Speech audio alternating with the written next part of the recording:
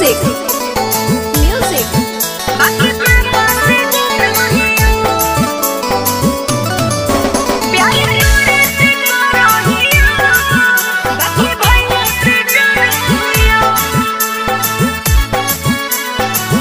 Bholenath recording studio बानावर बिशुनगंज। अगे दिलवा लगा के लगहिनी अदतिया एको बेर काहे न करोही बतिया हे जान।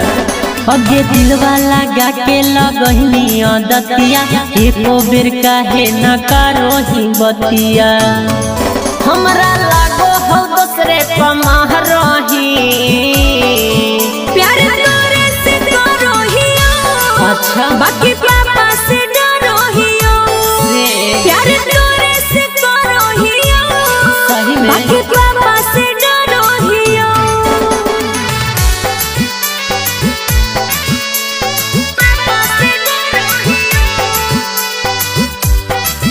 प्यार तोरे से करो हियो, बाकी पापा से डरो हियो।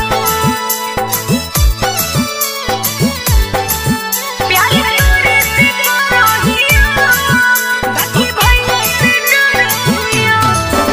गे दिनवती अइले न ढुक हो खनामा दिन रात रोबौ तोरे ला नयनमा सोना भैया लेलकुन मोबाइल हमर छीन रे, हमरो आबो ने तोरा बिना नीन रे।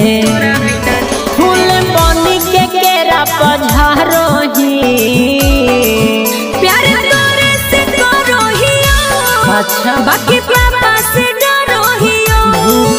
प्यार तोरे से करो हियो, बाकी भैया से डरो हियो। पापा से डरो हियो, प्यार तोरे से करो हियो, बाकी पापा से डरो हियो। प्यार तोरे से करो हियो, बाकी भैया से डरो हियो।